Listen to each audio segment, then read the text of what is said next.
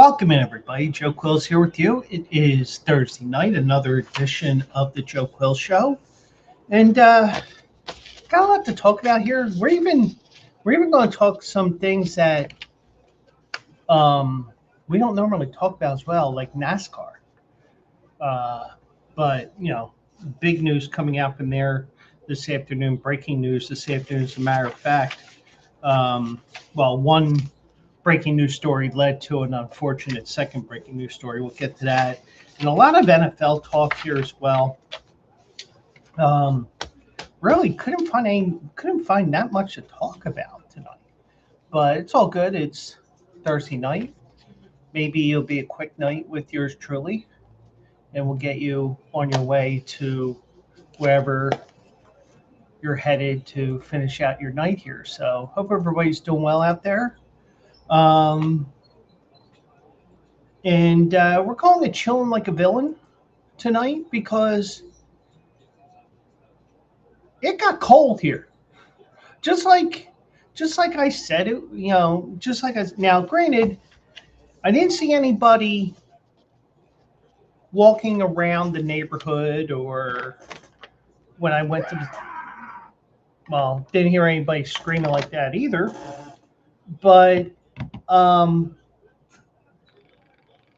did hear that um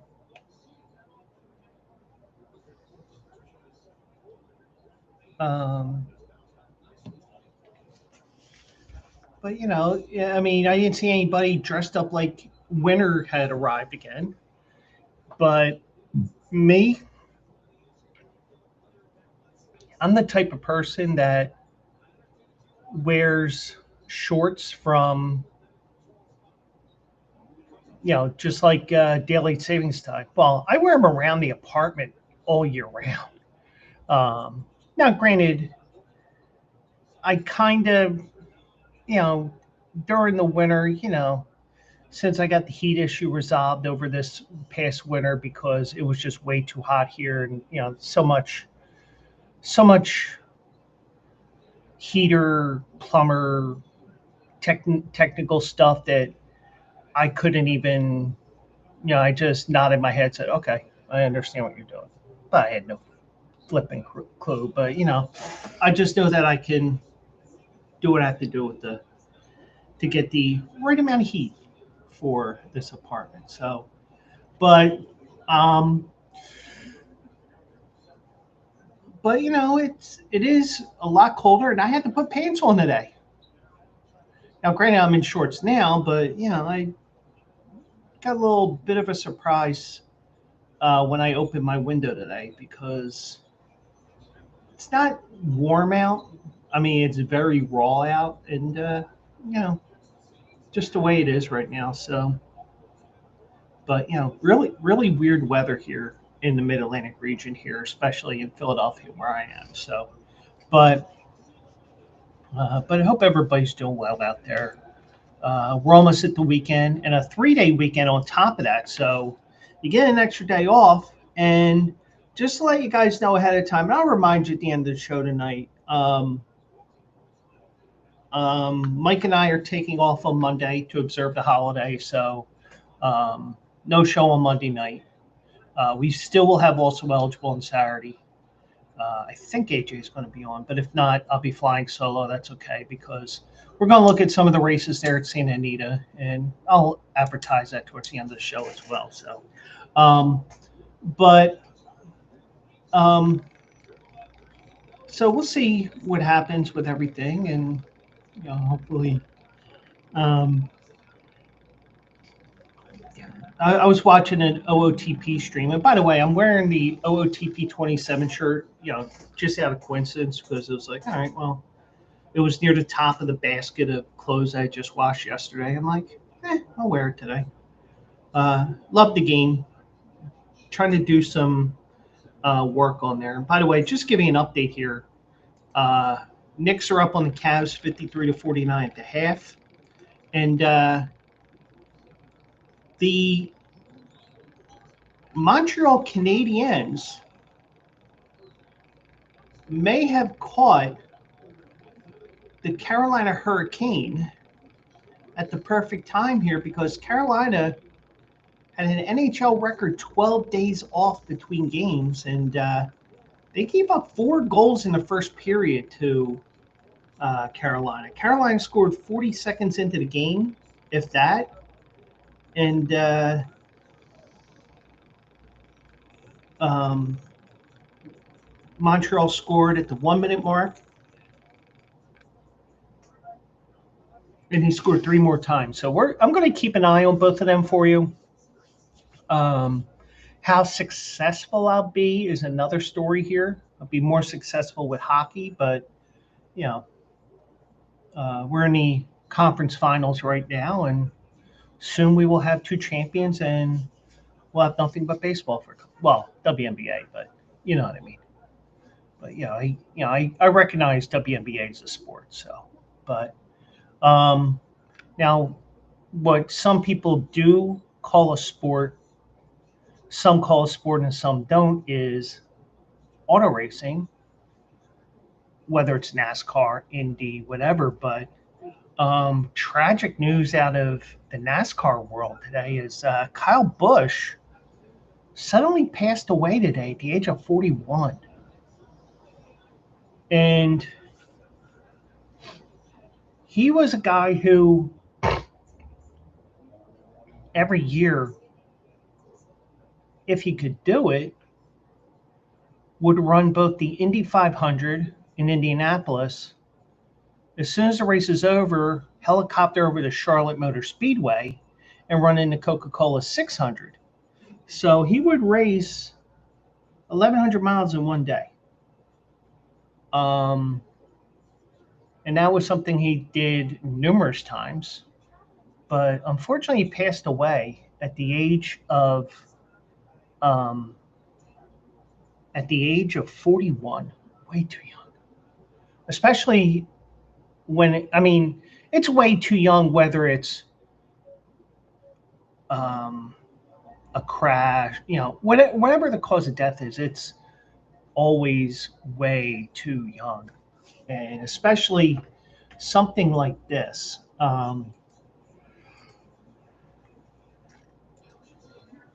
So, very, very sad. I don't care. It's kind of like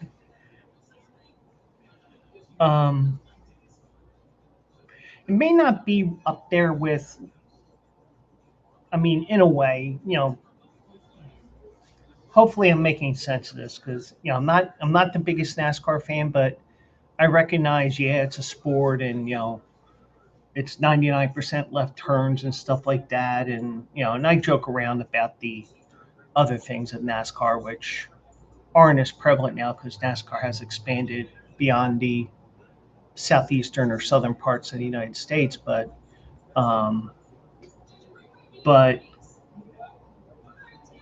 this may have been, and this is just me spitballing at this, it may have been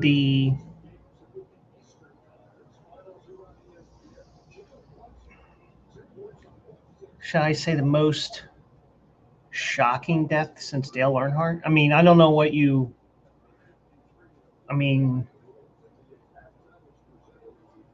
we all kind of know where we were, even if we're not NASCAR fans, of one, how Dale Earnhardt died, two, where we may have been. I was probably in my basement or, probably just hanging out with friends or something because, you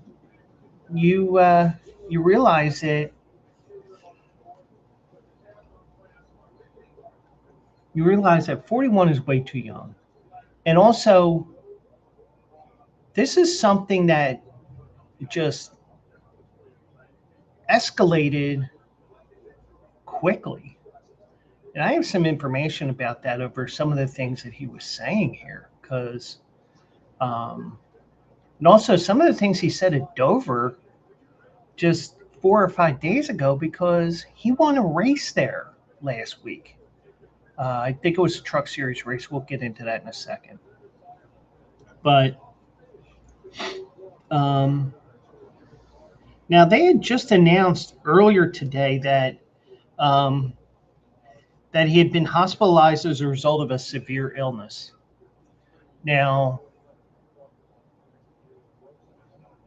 the thing is, you see something like that, and now, mind you, you do have HIPAA laws in the United States, so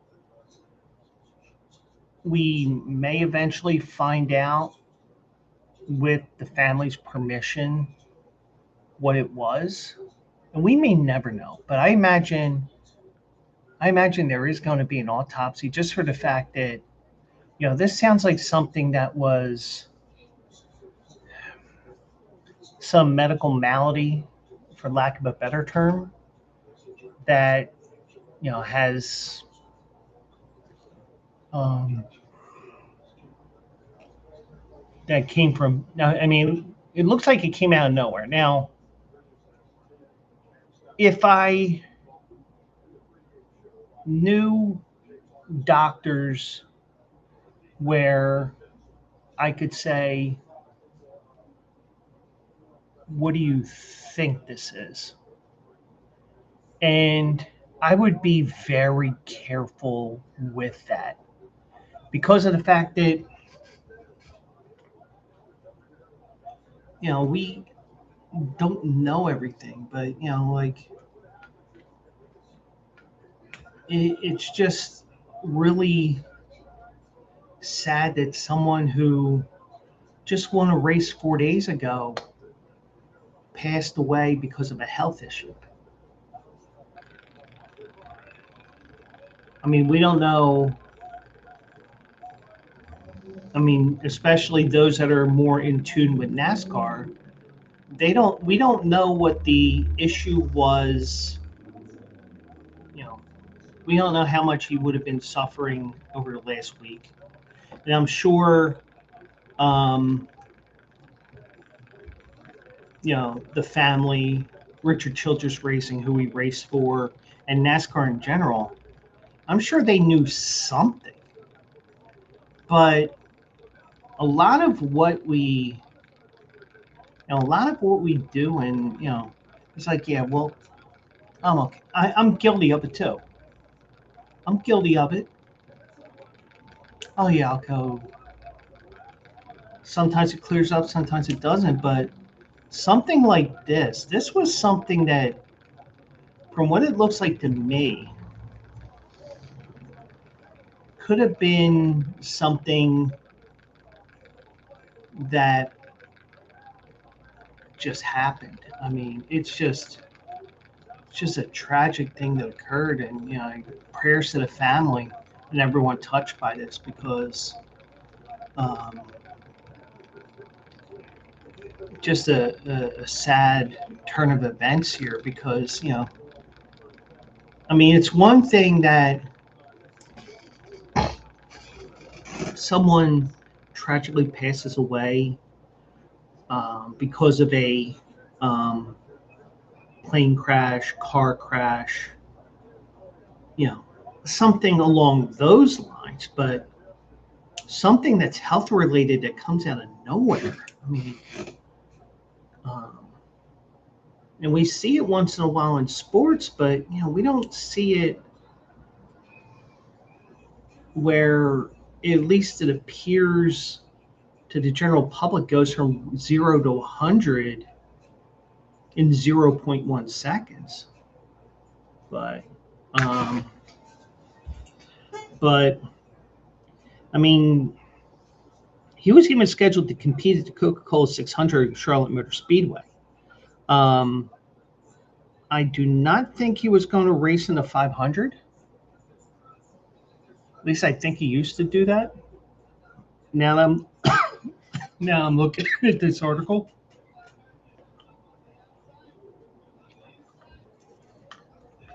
But um, so there was a joint statement today from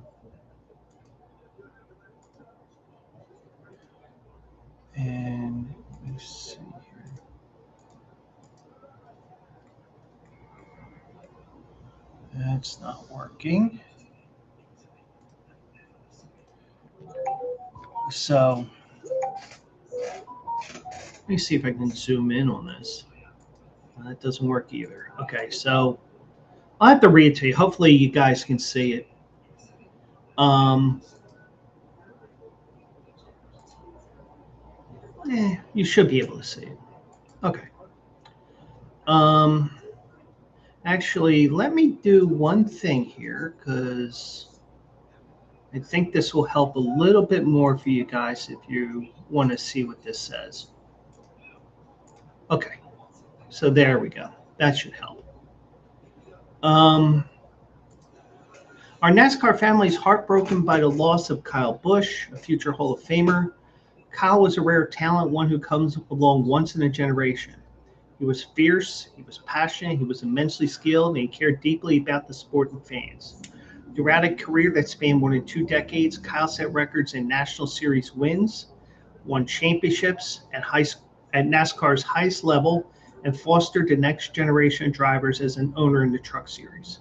His sharp wit and competitive spirit sparked a deep emotional connection with race fans of every age, creating the proud and local Rowdy Nation. Our thoughts are with Samantha, who's his wife, Brexton and Lennox, who are his 2 children. Kyle and Samantha's parents, Kurt, his brother, and all of Kyle's family, Richard and Judy Childress, who are the owners of the group of the Richard Childress Racing, and his teammates, friends, and fans. NASCAR lost a giant in the sports today far too soon. During this incredibly difficult time, we ask everyone to respect the family's privacy and continue to keep them in your thoughts and prayers. Further updates will be shared as appropriate. So I imagine, as we get me back on screen here, I imagine we may hear something, but we may not. I would imagine that we probably do hear something because of the fact that this was such a tragic thing. Um, and definitely not something you expect something to happen to a 41-year-old, no matter. I mean, now, granted, with NASCAR, you could, I mean, even though it does weigh down the car, you can be a fat slob like me. But, there's also little things with, um, um, little things that, you could get, stuff like that. So, but there's more here. Um,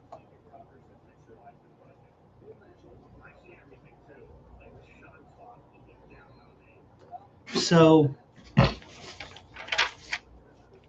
I mean, his accolades and his history on NASCAR.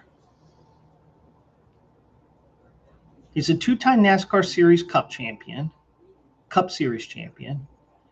He ranks 9th all-time in all-time Cup Series wins with 63. He holds a record for 234 combined wins in the NASCAR Top 3 Series. He holds wins record for the O'Reilly Auto Parts Series, which is the minor leagues and developmental league for NASCAR, and for the Craftsman Truck Series. The O'Reilly Series is 102 wins, Craftsman 69. At least that's a nice number. He won a Cup Series race in a record-breaking 19 consecutive seasons from 2005 to 2023. His most recent win came just 6 days ago at Dover. His most recent Cup win was June 4th, 2023, at Worldwide Technology Raceway at Gateway. He had competed in 397 straight starts in the Cup Series, the 4th active longest streak behind Joey Logano at 624, Brad Keselowski at 592, and Ricky Stenhouse Jr. at 412. So, even if he hadn't been winning the last couple of years, his numbers are mind-boggling. But now, I'm going to play something here for you because this is something Dr. Jesse Morse shared, excuse me, on X today, and hopefully this will come up clear. Kyle Busch has. Okay, so this is the first time I'm actually listening to the audio here. So, and hopefully this doesn't get me a copyright strike of any sort. But I think this is pretty important with, um, in hindsight being 2020 as it always is. Um, you know, and of course, one person said, "Kid just lost a father, wife lost her husband. Now you're trying to analyze this." Um,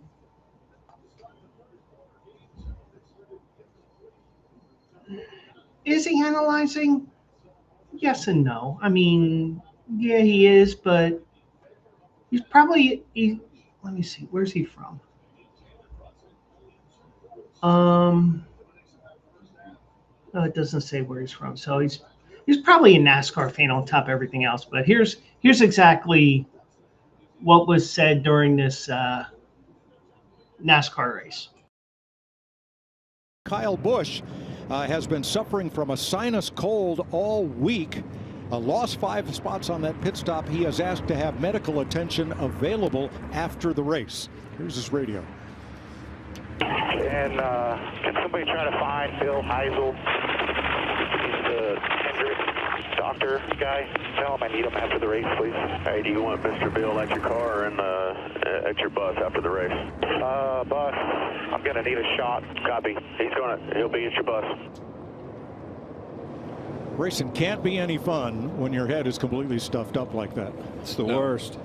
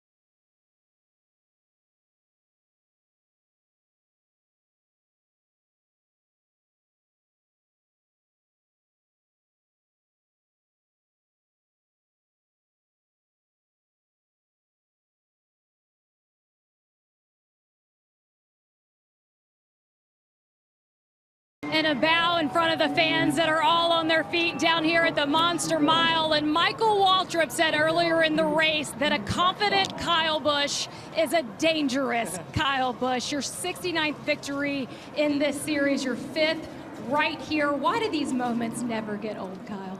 Because you never know when the last one is, you know. So I know all too well, unfortunately, with the Cup stuff, but you know, here with the truck stuff right now is it's awesome just to be a part of Spire Motorsports. Thanks to Jeff and Dan and Mr. H for the opportunity. HendrickCars.com. I'm sure it looked great out front leading the race, and it wasn't just Kyle Larson doing it. So you know, feels good to have another Kyle being able to do it and putting ourselves in victory lane. So love coming to Dover. Always one of my favorite places to race, and definitely some managing of the fuel there, managing of the tires there, and you know, it was an interesting, just kind of strategic battle, I guess, from the driver's seat. And, you know, thanks to all the fans. Appreciate everybody for being here at Dover and the Monster Mile for All-Star Weekend. We thank you, and hopefully we have another great O'Reilly race tomorrow and an even better Cup race on Sunday. And a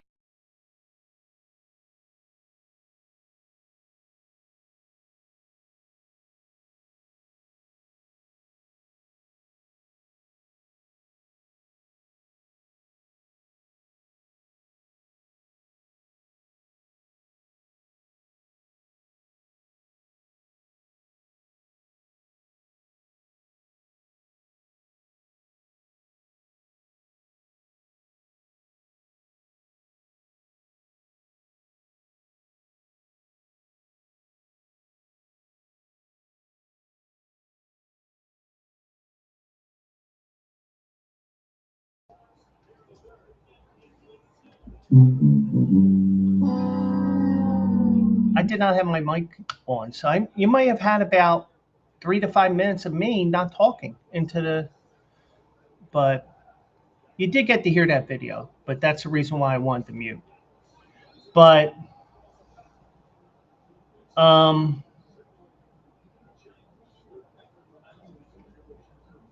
it's odd that he says you never know when you'll have your last win, or you know, the exact verbiage, you get the idea. But it is, you know, just really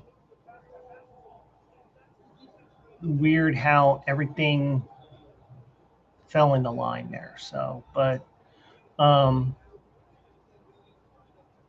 I think that was more along the lines of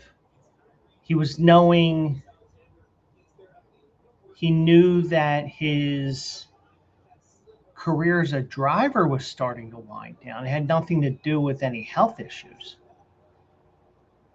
But, you know, the one thing I will say is, you know, life cut way too short.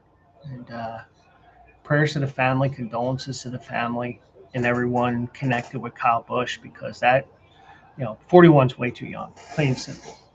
But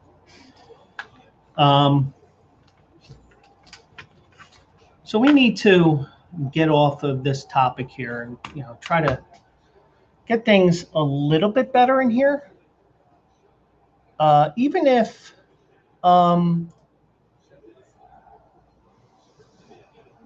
we talk about some things where you just shake your head over a move that was made.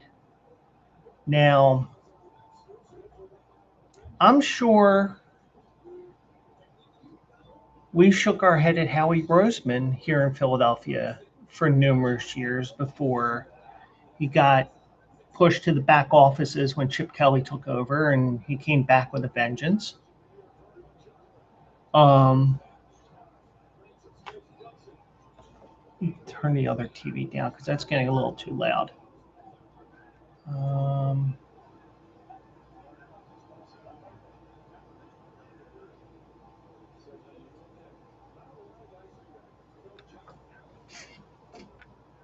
There we go. Okay. So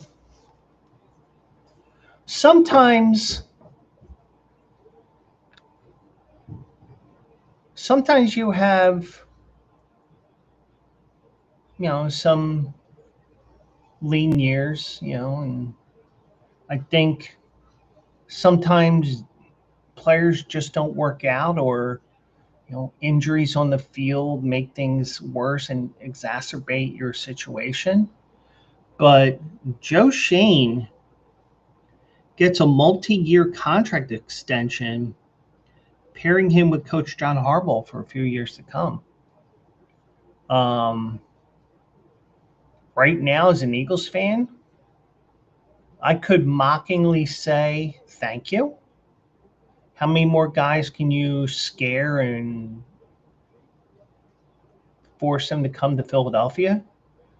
Like Saquon Barkley. But I think, I don't know how many years this deal is for, but I think this may be a situation where they may, and it may just say how many years later on this article, but I would imagine that this is probably a situation like the Phillies did with Rob Thompson. They would give him a 2-year deal because they didn't want to have him as a lame duck manager. And especially the way the Philadelphia media is, oh, we're firing him at the end of the year. Even if his contract is up and he doesn't come back, even if it's his own thing, oh, he got fired. Well, you can't fire somebody if there's no contract with a player or manager or whatever.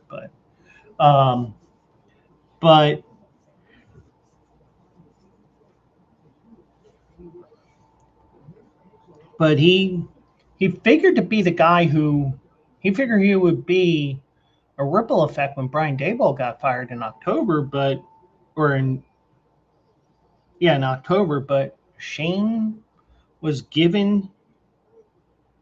entrusted with driving the coaching search that ultimately produced Harbaugh. And they've worked together through free agency and the draft. So right now, everything's working well from what we know between Shane and Harbaugh. I think that from what it appears, it is 2 equals. So it's not like it's, I'm in charge here, not you. Oh no, I'm the one in charge. And you get into this ego match. But so Shane said earlier this week, while sitting alongside Harbaugh at a Giants town hall in Manhattan, said, we were able to get on the same page right off the bat in terms of what we were looking for, in terms of team building, trying to find the right type of guys to fit our scheme and our system. Now, the thing is, Harbaugh is probably going to use pretty much the same offense and same defense that he used in Baltimore all these years. And you do have a running quarterback in Jackson Dart. The most important thing that I would say that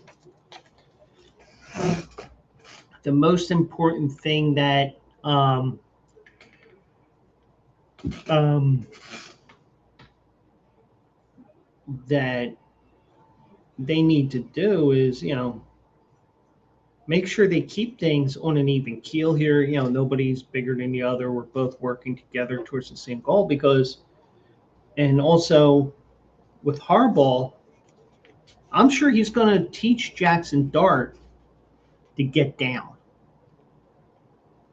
to take that hit, and to not take that hit all the time.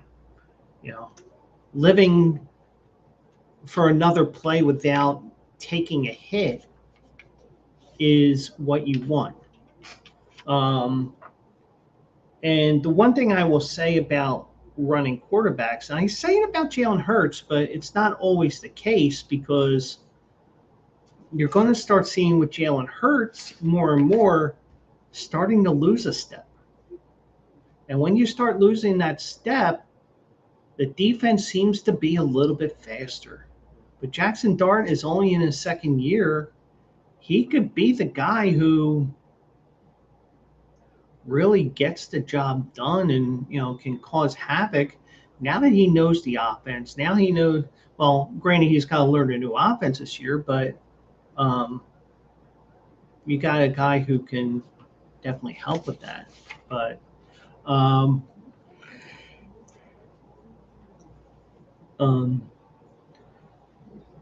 but Schoen came over to the Giants like Brian Daboll did from the Buffalo Bills. But if you remember, the Giants went 9-7-1 in his first season in New York. They made it to the playoffs. They beat the Vikings. And then they got their ass kicked by the eventual Super Bowl champion Eagles.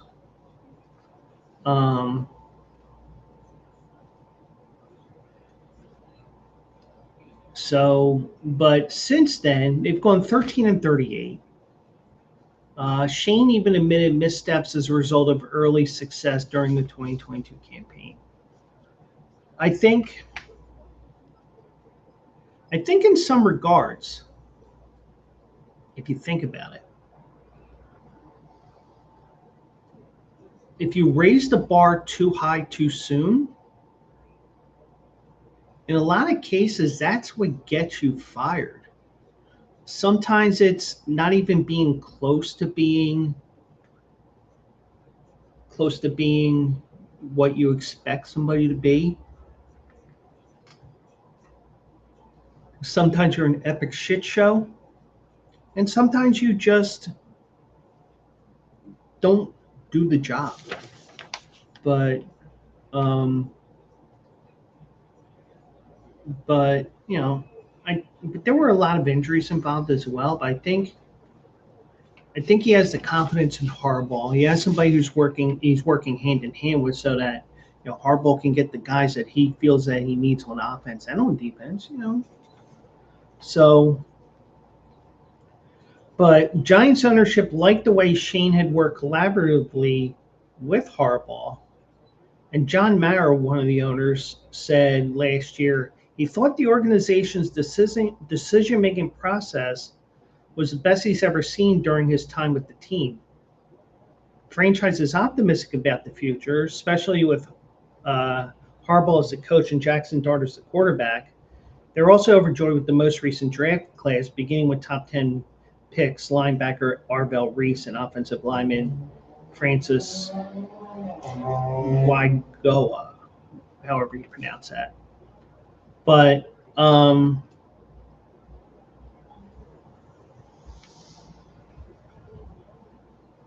I think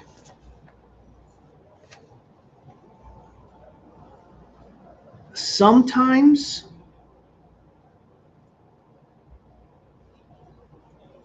there is a saying, something along the lines of what you are what your record says who you are.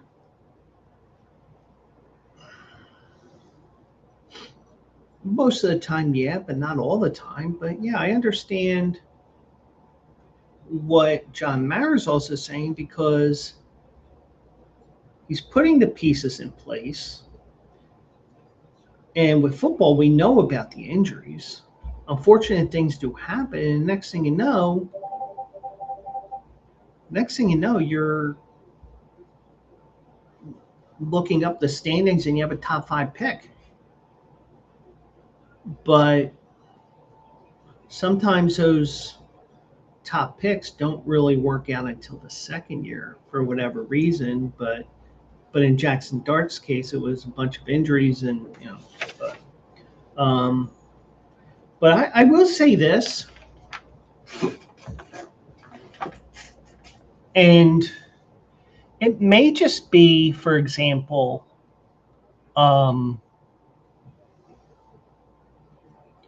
it may just be because of the fact that you have a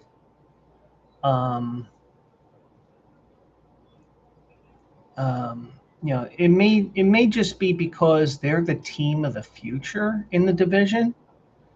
And I don't say this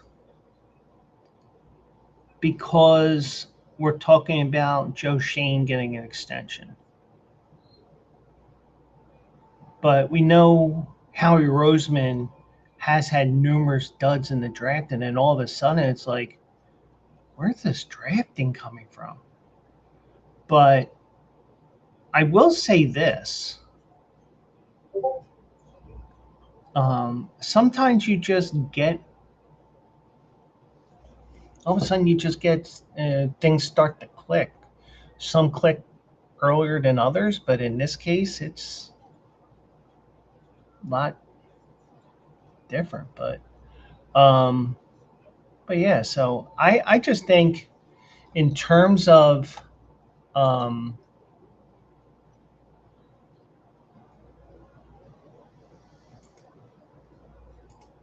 just checking something here. But I think that the Giants are in good shape here. I think that he may be.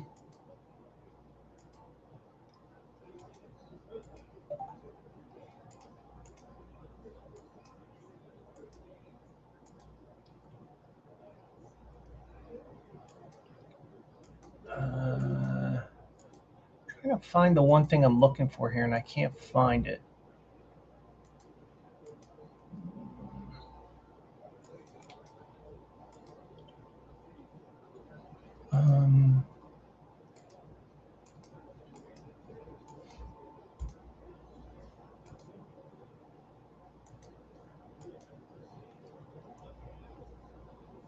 But I will say this. I think the Giants are, and it may not necessarily be this year, but I would not be surprised if the Giants are the team that gives the Eagles the most fits over the next couple of years. Or even, even this year. I mean, Washington, you would think that they would bounce back after last year because they fell apart because of injuries. I would think that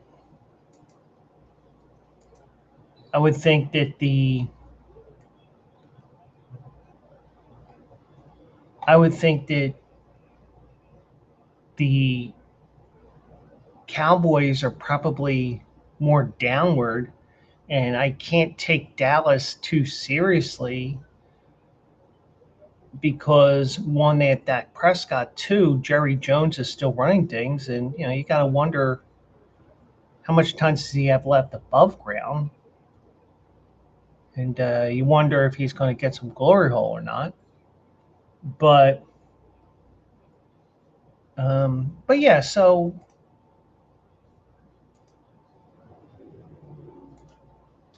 but I'm just worried about a lot of this. I'm worried more about the Giants than I am the other teams in the division. Now, it may not be next season, but I would say 2027, when they really know how John Harbaugh works and all that, I think 2027 could be they could be the team that could be a major danger in the NFC, not just in the NFC East. But I think you have to give them one more year. But that's just me. But the one thing is that could lead to issues with Joe Schoen is his personality, but that may be stopped a little bit because he has John Harbaugh, and especially if they're working together and it stays kumbaya.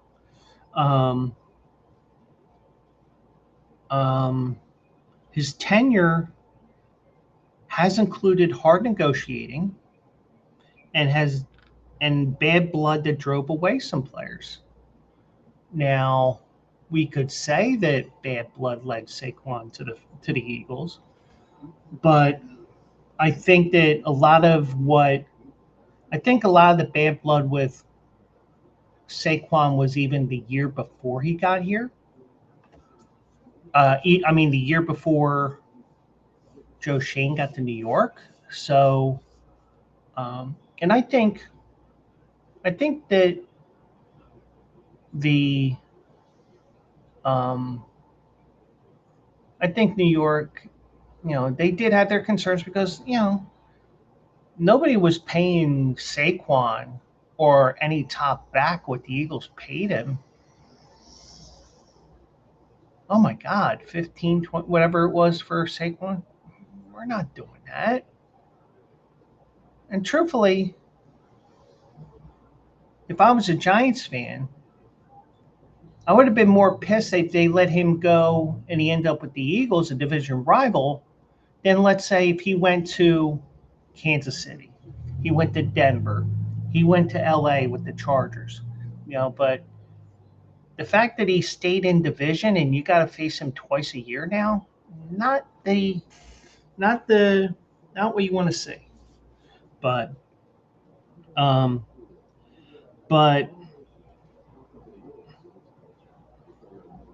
Shane is considered most responsible for not re-signing Saquon Barkley and allowing him to walk as a free agent to the Eagles. I guess I got to watch that documentary or that Hard Knocks if it's still available so we can see. But you get the idea. But and Shane was also a factor in Dexter Lawrence requesting a trade, eventually ending up in Cincinnati. So now the Giants are betting on stability and Shane's ability to learn from mistakes.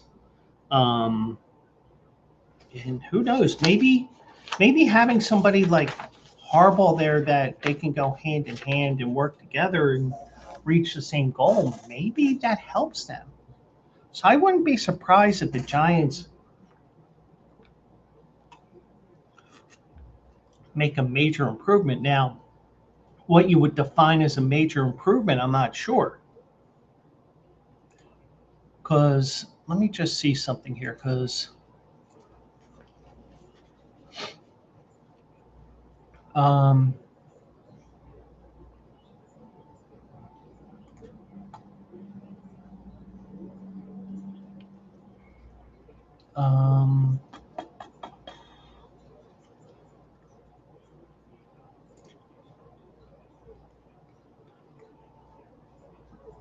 they went 4-13 last year. Now,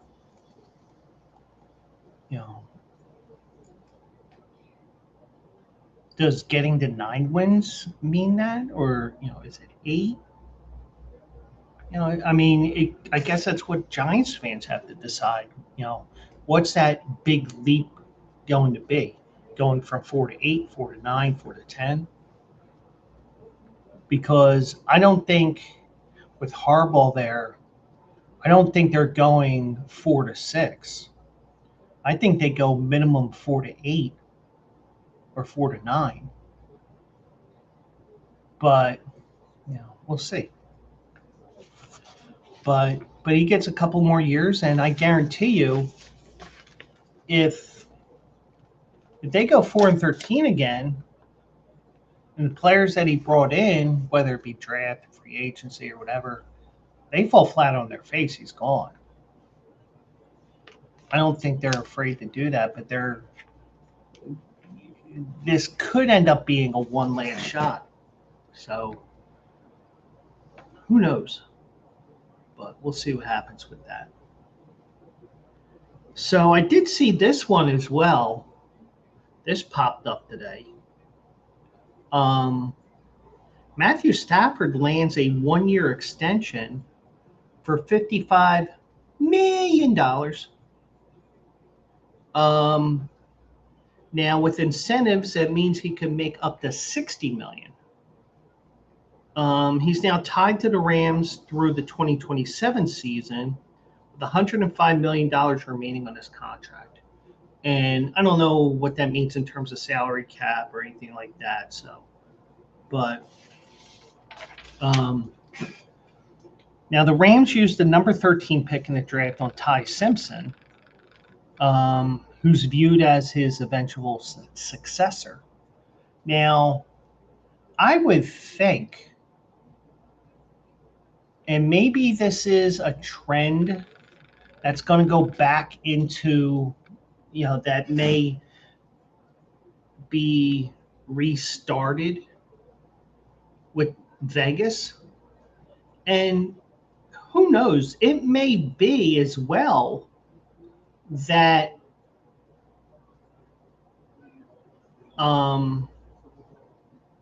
Fernando Mendoza probably does so well in training camp. Let's pretend, he may do so well in training camp, and I imagine you may put him out there for one game and hope you don't have a situation like the quarterback in Minnesota has, where he had a torn meniscus, and next thing you know, he's out for the year.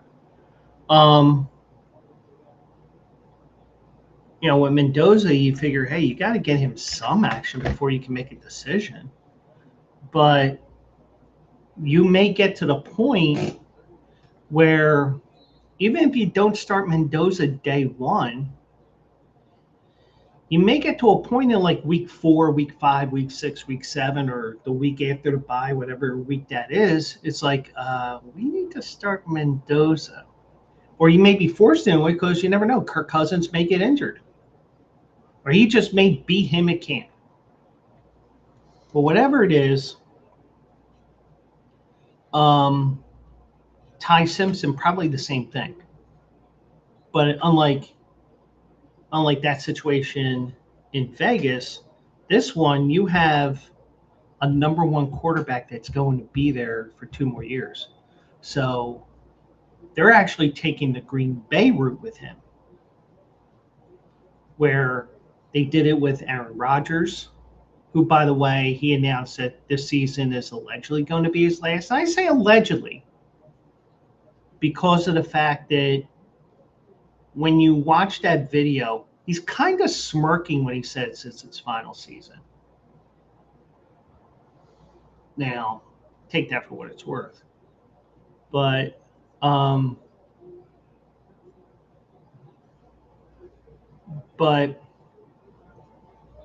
the Rams are going to have 2 years left with him. Aaron Rodgers spent 3 or 4 years waiting for Brett Favre to leave Green Bay when he got forced out. He made Jordan Love wait a few years. And, and I don't think there is one real surefire method, because for Jaden Daniels' rookie year, there's always a quarterback, and I'm going to say Ryan Leaf for lack of a more recent name that failed quickly. For every quarterback that has succeeded from day one, there's a quarterback that sat and then succeeded, and there's guys that failed from day one, and there's also guys that sat and collected dust and rust and never became anything. So every player is going to react differently to this, but you got to make sure you know what the whole mental capacity of the player is on top of their physical, their physical talents as well. So, but this will be Stafford's 18th in the league, and he survived his buddy Clayton Kershaw. Now, the Rams did win a Super Bowl with Stafford in 2021. He turns 39 February 7th, 1 week before the Super Bowl. Oh, by the way, at SoFi, where they won in 2021. So, he led the NFL with 4,707 yards. as well as 46 touchdowns and 8 interceptions in his MVP campaign. Everybody was thinking, oh, he's going out on top. But when he accepted his MVP award in February, he announced he would return for the 2026 season. I'll see you guys next year, he said. And then hopefully I'm not at this event and we're getting ready for another game at SoFi. So, but he will be back next year, or he'll be back for another year in 2027, and he will be paid accordingly.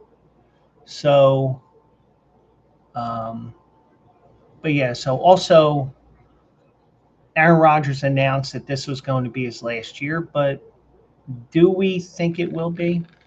I mean, it's possible, but the way that he smirked when he said it a little bit, you know, it makes you wonder.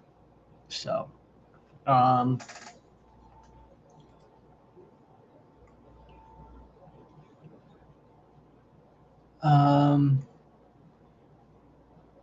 of have an update on the Chicago Bears here. This is why I always say plus whatever comes up, because I went to look at the NFL standings, and when I did that, I ended up on the main NFL page at first, and the Bears reiterate that the Chicago stadium options are exhausted.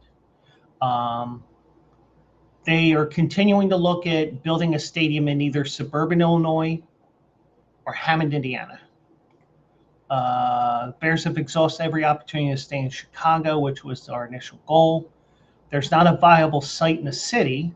As a result, the only sites under consideration are in Arlington Heights and in Hammond. It appears again to close the door on the team staying in Chicago. That comes after team president Kevin Warren said last month at the NFL meetings in Arizona that the Bears were hoping to choose a new site for an enclosed stadium in Illinois or Indiana late in the spring or early in the summer. They played at Chicago Field for over 50 years. Indiana lawmakers are attempting to lure them from the Windy City with the plan to finance and build a dome stadium in Hammond, about 25 miles from their current home on Lake Michigan shore. Illinois General Assembly responded with legislation that would give tax breaks to so-called mega projects of at least $100 million, a plan that would encompass the Bears' proposal to build a complex on a 326-acre tract of land they owned in Arlington Heights, and that is the former Arlington Park racetrack. That's a place where when I would go to Chicago for the Phillies games, I would go to Wrigley for 2 days, and then I'd go up to Arlington. Warren said both the sites are excellent sites. So they began in the NFL in 1920 as the Decatur Staleys. They moved to Chicago in 21. They have never owned their stadium, whether playing at Wrigley Field from 1921 to 1970 or Soldier Field ever since. So interesting fact there. But just for the sake of, because, a lot of people call the New York Giants the New Jersey Giants. I call them the Hackensack Midgets.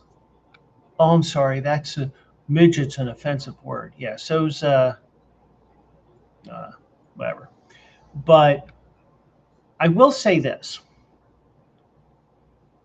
As much as Arlington Park is hollow ground to me, because so many great horses ran there, I would love to see them stay in Illinois at Arlington Park in Arlington Heights as opposed to Indiana, even if it's over the line by this much, because the Indiana Bears,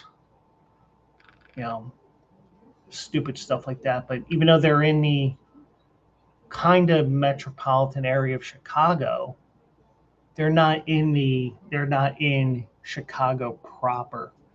But so many cities, so many teams aren't in within the boundaries of the actual city.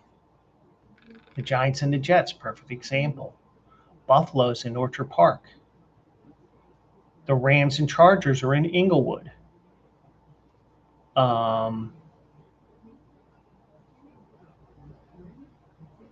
The Atlanta Braves, they're in, what is it, Cumberland County, outside of Atlanta. So you get the idea. So it's just they're representing that area, and it's, you know, it's corporate, it's this, it's that, you know, so many different things. But I did mention the horses. And no, not Arlington Park, but also eligible will be live, and just a different card here as well, as you can see there.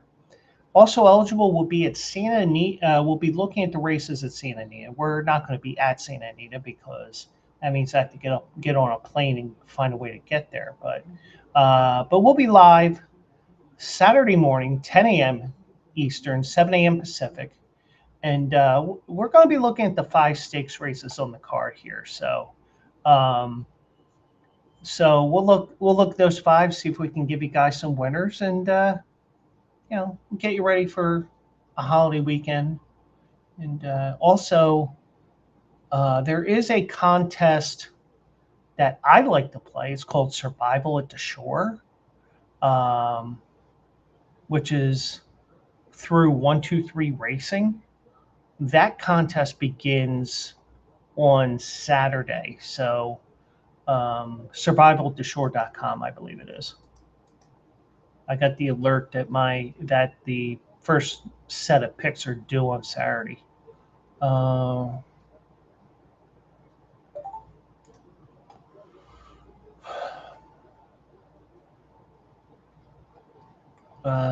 Yeah, and it runs from Saturday to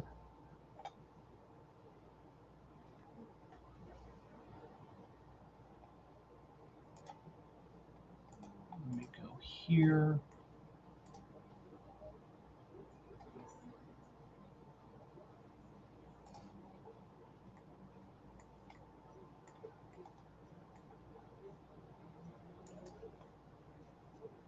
And you have to enter by 11 a.m. on the 23rd. And they give you free programs for the races that they're looking at as well. These races will be on American State, the racing on FS1 or FS2, depending on what channel as well. So we'll get into that as well. So just an update here. It's 4-2 Canadians over the Hurricanes in game 1. They're about a minute and a half into this third period. The Knicks are winning. They are up 88 to 80.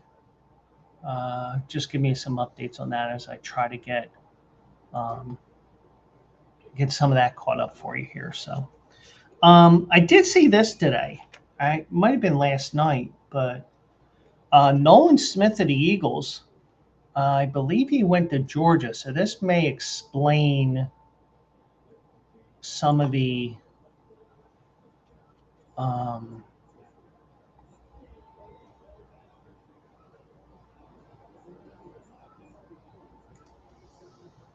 me find him on here.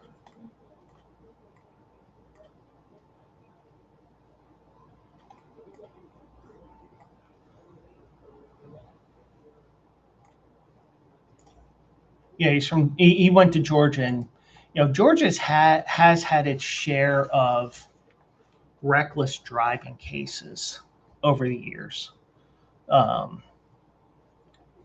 But he was in Georgia. Whether he was near the Georgia campus or not or whatever, that's irrelevant. But he was arrested last week in Georgia. He was accused of speeding and reckless driving. Now, get this. And this is why he was arrested and not just given a ticket. He was driving allegedly 135 miles an hour in a 70-mile zone.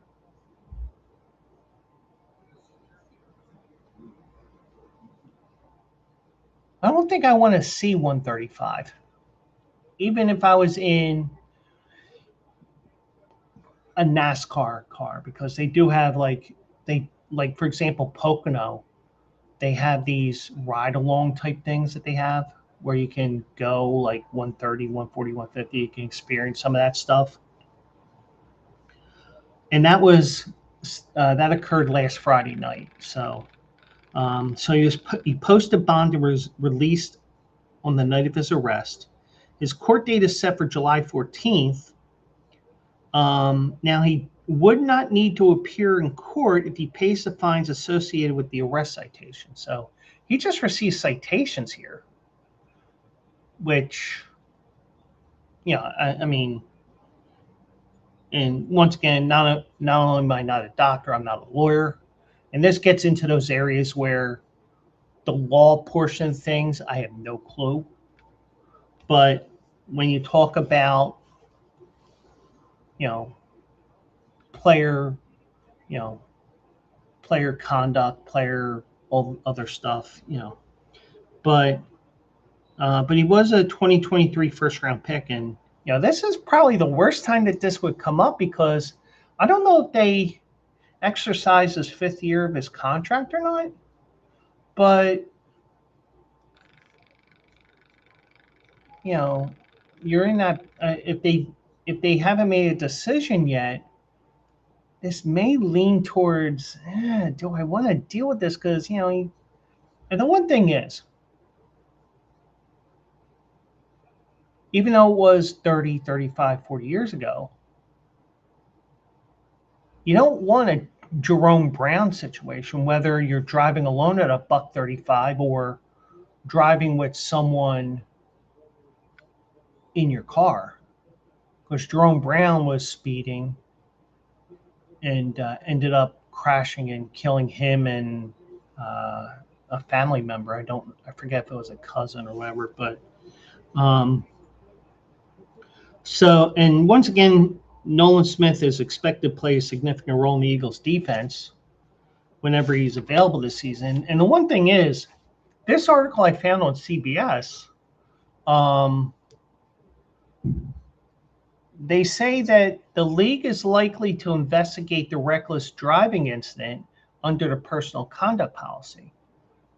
Now, I think anytime you see somebody getting arrested,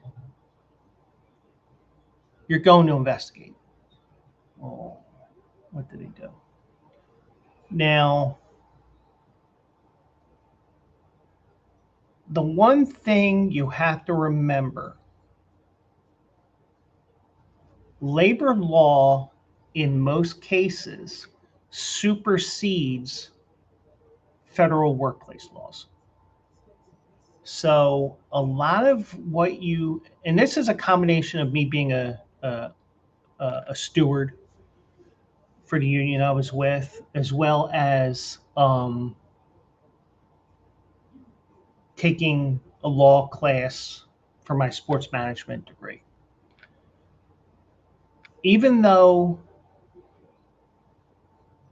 like, for example, the Maurice Clarett story many years ago, he said, well, what they're doing is illegal, but this is an agreement between the union and the NFL. Kind of like how the NBA, the Players Association and the NBA have an agreement that they cannot, they got to be a year out of college. So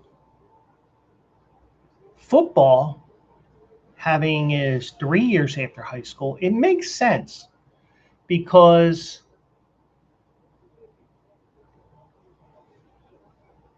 a lot of I don't want to say kids, because they're not kids. They're like just becoming adults. These young adults, that's probably the best term. These young adults need to have that time in college, which is now basically minor league football with NIL and everything, You need a couple years of that before you get to where you want to be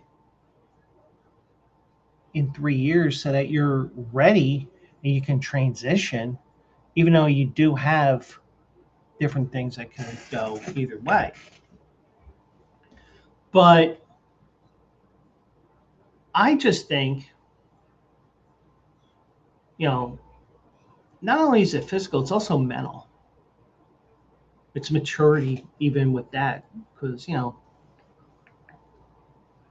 you're getting a bunch of money that, you never thought you would make. You gotta, even though, especially now with NIL, you not only need them to be prepared financially, you have to prepare them financially, as well as when it comes to physically getting into the league. But when it comes to something like this, another thing to remember when it comes to discipline, whether it's a personal conduct policy, whether it's something because a player got ejected like Jalen Carter did the first game, and they said, well, he didn't technically play a play in this, so game 1 is going to be technically his suspension because he didn't play a game, so he's not going to get paid for the game, but he ends up losing that. So, but now, will Smith face punishment? And by the way, Montreal has just scored. It's 5-2. And you would think that this is rust for Carolina because we'll get more into that in a second. But the league has been pretty lenient with players when it comes to punishment for speeding and even reckless driving, unless there are other circumstances with the incident. Now, Myles Garrett, as CBS Sports cites, has been cited for speeding at least 7 times since entering the NFL and has not faced league discipline for those actions. Mainly because, for the most part, even though he may have been ticketed, he may have been cited, he may have been arrested, there was no bodily harm involved, which could lead to lawsuits and things like that. The only thing you see in the legal system here is, okay, well, you went 135, how do you plead? You're going to get fined X amount of dollars.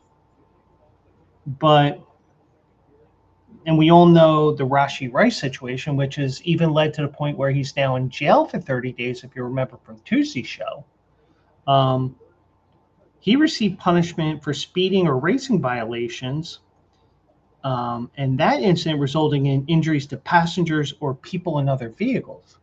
And he also left the scene, I believe. So you have to know everything that's going on. You can't just say, oh, he's getting 3 games. Well, if I got 3, well, what about Myles Garrett? What about this incident? And the NFLPA, they would have millions and millions of things that they can look at so they can say, you got to rescind this. So I would not be surprised that nothing happens here, but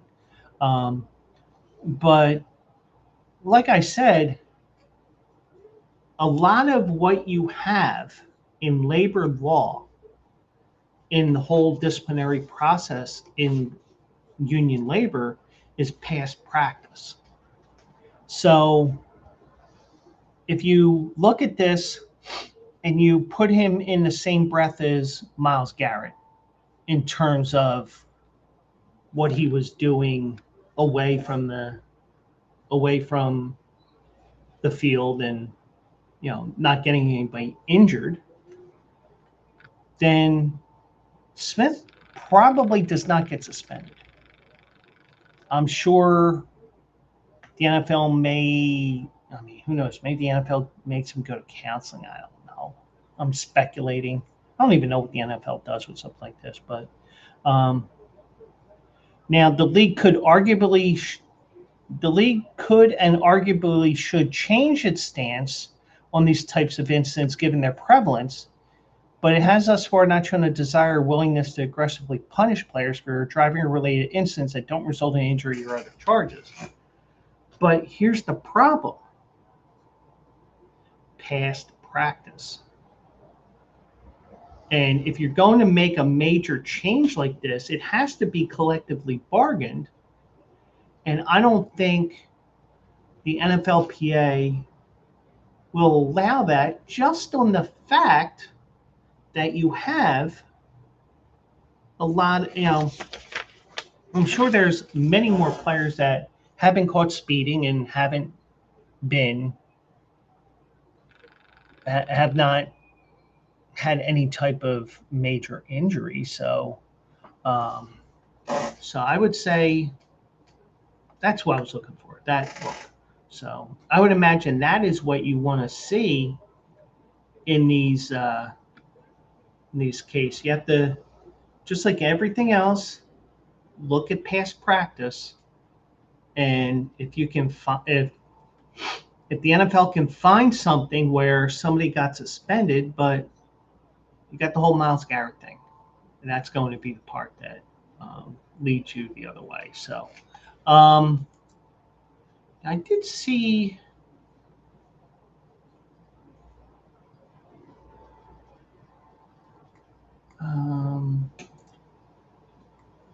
let me just scan this real quick.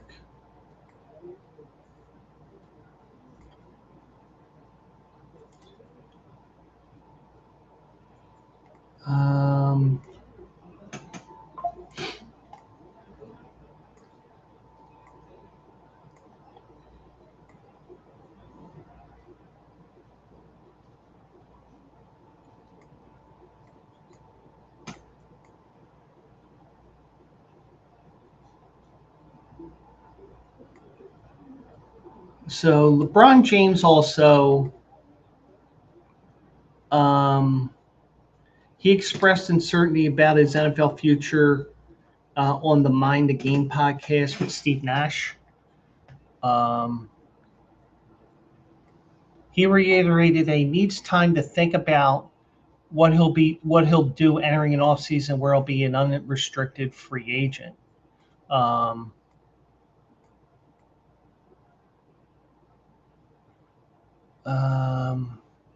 James said, I'm still in the moment of just taking my time. I haven't even really thought about it too much. Obviously, I understand that I'm a free agent. I can control my own destiny, being here with the Lakers for a foreseeable future, or if it's going somewhere else. But like, I haven't really gotten to that point. I haven't taken my family vacation yet, which is going to happen after Memorial Day. That kind of thing at the forefront of my mind, but I think that at some point in June, late June, as July rolls around, free agency starts to get going, and as July rolls around, and maybe in August, we start to kind of feel what my future may look like.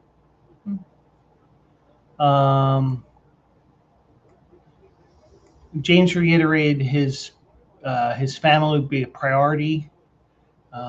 He and his wife Savannah have 3 kids: Bronny, 21. Arizona guard Bryce, who's 18, and Ziri, which is 12. I think that's how it's pronounced, but I'm guarantee I'm butchering that.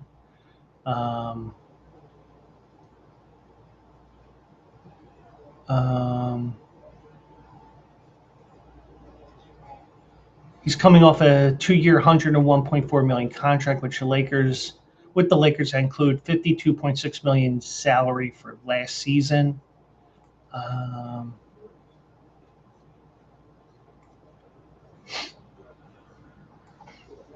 So the options he will mull over are retirement or play a record-extending 24th NBA season, either after resigning with the Lakers or signing with another team.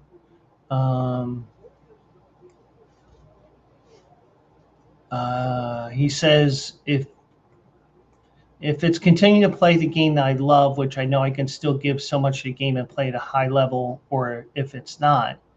But I haven't gotten to that point yet. When I get there, it'll be fun to see what the future could hold, either if it's, like I said, in another arena or another year or not, for another year or not.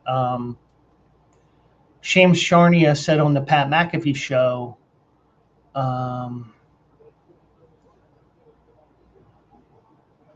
James agent Rich Paul, who's the Clutch Sports CEO, told him that virtually every contender has called Paul about James since the Lakers season ended. James reaffirmed if he returns for 24 season, it'll be a franchise where winning is the priority. He said winning's most important because you want to be excited about going to work every day and being around a group of guys that feel the same way and try not to take a step backwards. Understanding the season's a marathon, or whether the case may be, but those building blocks throughout the course of the season is what matters when you get to the sprint, which is now the postseason. He scored 20.9 points in 60 regular season games and a career low 33.2 minutes per game. But, I mean, here's the thing. And let's just look at his career in general, just the length of it. Not necessarily the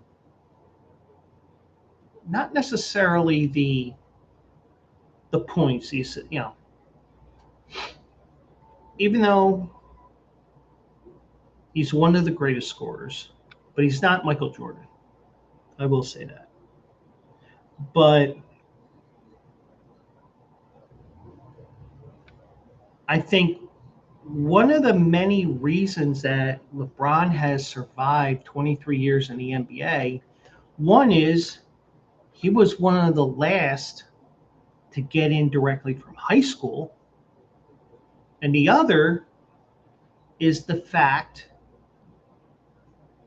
that medical, everything with getting in shape and everything like that, the whole science of getting yourself into shape and everything associated with that has helped him immensely.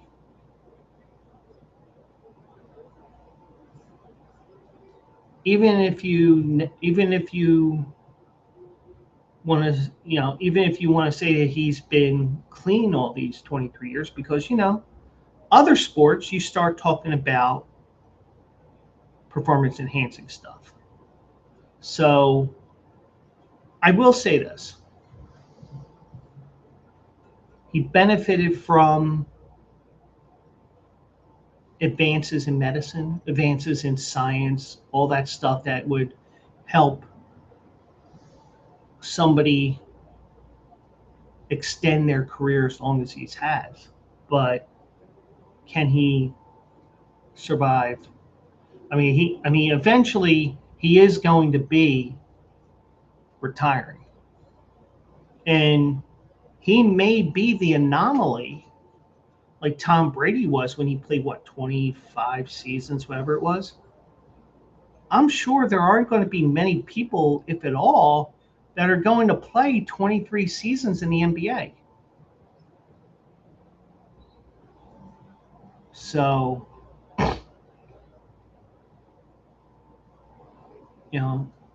he was able to take advantage of what it takes to play all those years. Not only playing regular season, but playoffs year after year after year. And he's held off Father Time for 23 years. It's just a matter of, can he, does he want to play next year? If he does, where? But, so I'm not going to say he's the GOAT, but I will say that he has taken advantage in a proper way of the technology and the advances in medicine and science during his career. So I will say that. Once again, also eligible live Saturday morning, 10 a.m. Eastern, 7 a.m. Pacific, looking at Santa Anita, and we'll try to get you some winners there as well. So, whoops, don't want that, want this. There we go. All right, that's it for the show.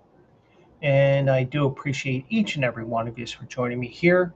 We'll be live Saturday morning at 10 a.m. No show on Monday. We're observing the holiday. I do take off the holidays.